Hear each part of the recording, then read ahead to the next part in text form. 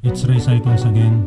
On this video, I will try to share you my personal review on the Shimano airline system based on my experience by enumerating all the pros and cons. So let's start with the cons.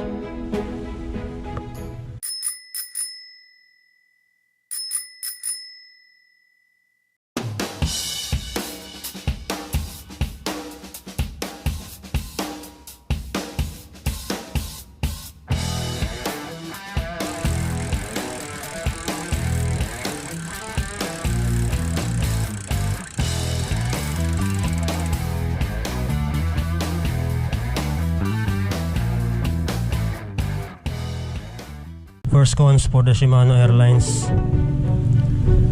it only has a 7-speed cogs, very limited speed because it's only designed for downhill racing.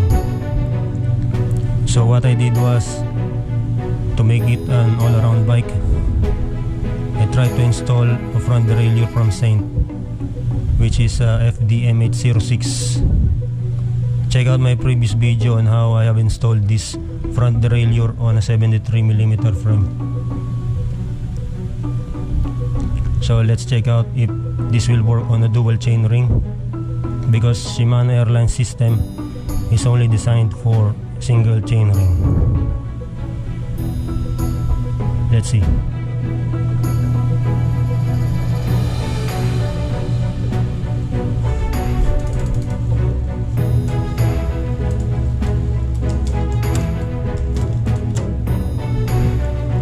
Now it's on the 32 teeth chain ring.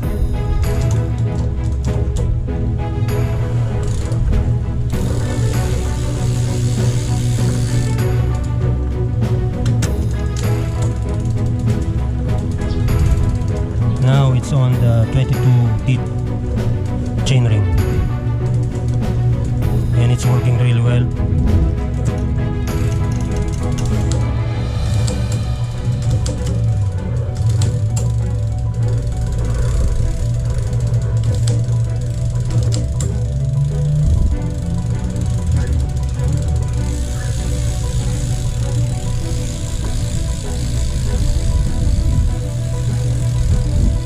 So that's it, no problem at all.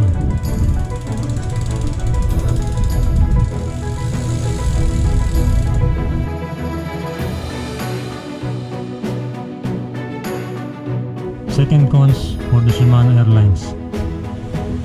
The dedicated mount for the battle cage was used to mount this air canister for this system. So check out my future videos on how I have made a solution to have an extra mount for the battle cage.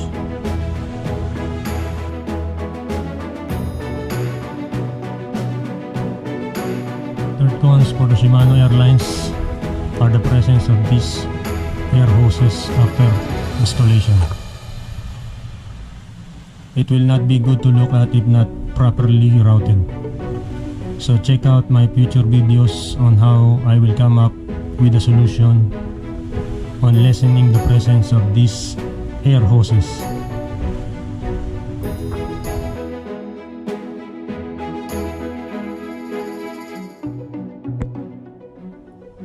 The fourth cons for the Shimano Airlines is the price.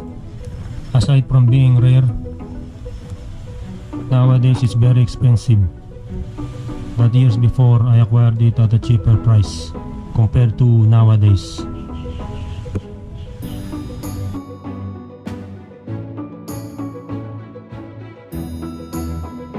The fifth cons for the Shimano Airlines is that air escapes through time. Like on our ordinary tires, it also depletes. Having a lot of these connecting points for the air hoses on this regulator, on the derailleur, and on the levers makes the system more vulnerable for air leaks. So frequent checkups on these air connecting points are needed, as well as on the worn out tips of the hoses.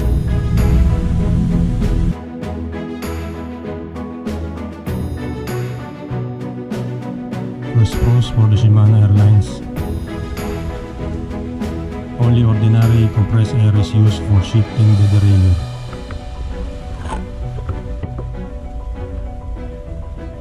by just using a shock pump that is capable of filling high pressure air.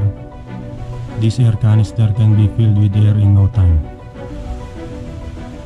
Second pros for the Shimano Airlines: instantaneous shifting by just setting up the correct shifting pressure on this regulator. Third pros for the Shimano Airlines: less effort during shifting gears. There are two dedicated shifters for upshifts and downshifts.